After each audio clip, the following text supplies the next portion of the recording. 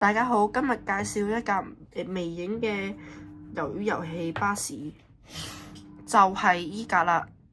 呢架呢，嗰個英文字呢，我就幫大家翻譯咗啦。佢叫110:1魷魚遊戲電動雙層巴士。咁呢，事不宜遲，我哋開箱啦。呢度呢，就係嘟嗰啲 QR code 啫。而家呢，我就拆開個包裝先。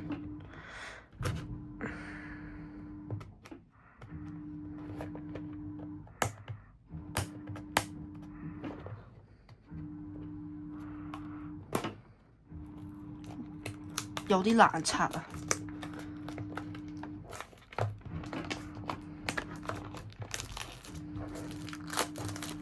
！Yes， 終於都拆到啦。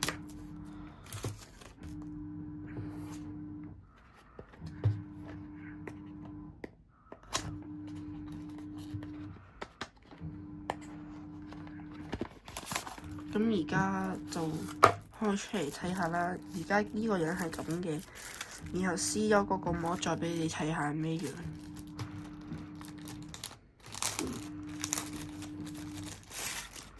就係咁啦，紅色嘅呢個後面係魷魚遊戲，個路線牌呢就係英文嘅，但係我唔知點讀。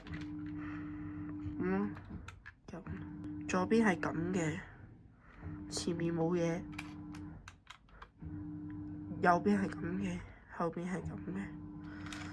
咁呢個車牌呢，就係 SQ2021，個路線牌呢，就唔知叫咩，因為我英文唔係太好。